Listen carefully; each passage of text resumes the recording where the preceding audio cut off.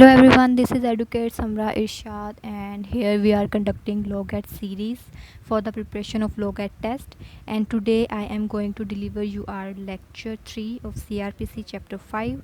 Our today's lecture contains sections from 54 to 67.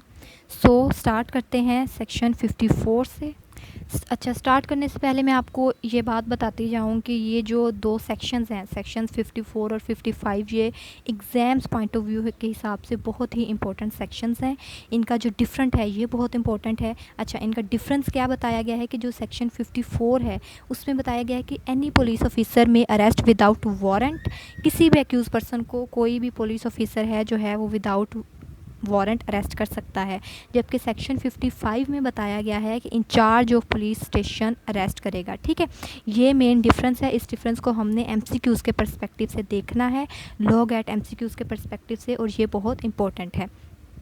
अब इसके बाद कुछ इंपॉर्टेंट कैटेगरीज़ मेंशन की गई हैं सेक्शन 54 में। वो क्या हैं? उसमें सबसे पहली बात ये बताई गई है कि कोई ऐसा पर्सन जो किसी कॉग्निजेबल ऑफेंस के अंदर इन्वॉल्व हो, ठीक है, उसको वो विदाउट वारंट अरेस्ट कर सकता है।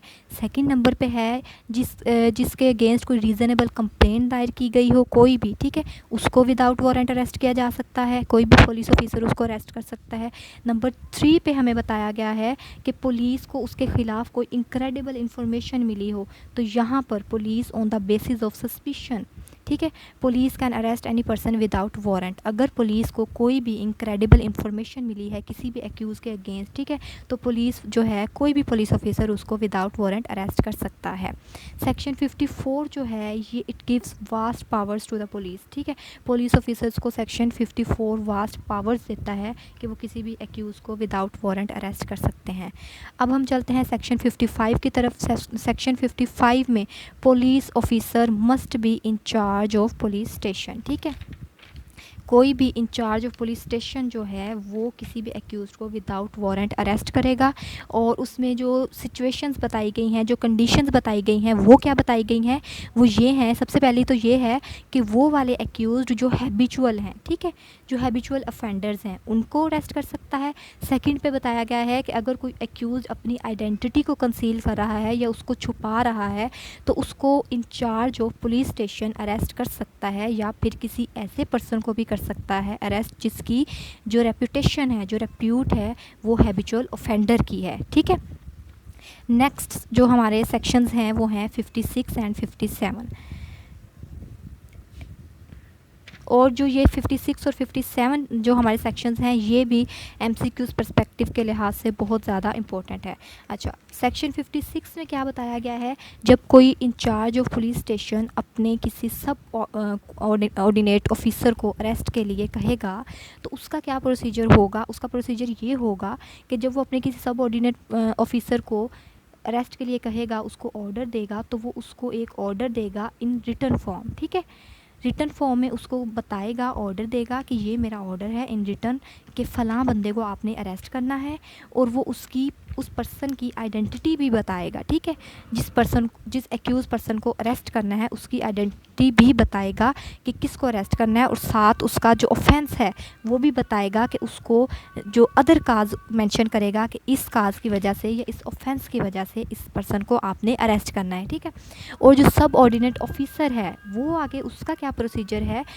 जो अरेस्ट करने जा रहा है तो वो उस पर्सन को नोटिफाई करेगा, या उसके पास जो रिटन ऑर्डर है वो भी उसको दिखाएगा इंचार्ज ऑफ पुलिस स्टेशन का कि जी मुझे ये ऑर्डर आया है तो आपको अरेस्ट करने का, और वो इन रिटन फॉर्म में उसको दिखाएगा, उसको नोटिफाई करेगा, देन उसको अरेस्ट करेगा।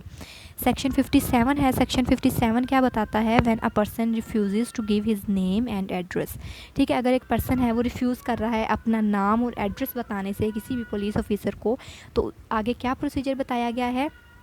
आगे प्रोसीजर ये बताया गया है कि ऐसा पर्सन जो रिफ्यूज़ कर रहा है अपना नाम बताने से या एड्रेस बताने से, या वो अपनी आइडेंटिटी कंसील कर रहा है, तो यहाँ भी पुलिस में उसको अरेस्ट कर सकती है जब तक वो अपनी इन्फॉर्मेशन ठीक से नहीं देता। ठीक है, और अगर पुलिस सक्सेसफुल हो जाती है उसका नेम और उसकी आइडेंटिटी जानने में, तो then police shall immediately release that person. ठीक है, जब पुलिस को उसका नाम और उसका एड्रेस सक्सेसफुल हो जाते जाने में, तो पुलिस उसको उस बंदे को रिलीज़ कर देगी इमीडिएटली।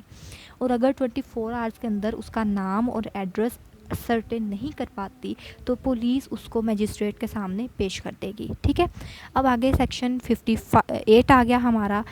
सेक्शन 58 में ये है कि for the purpose of arrest जो पुलिस ऑफिसर है किसी भी पर्सन को परसू कर सकता है eight any place in Pakistan. ठीक है, जो पुलिस ऑफिसर है किसी भी पर्सन को at any place of Pakistan pursue कर सकता है उसको अरेस्ट करने के लिए।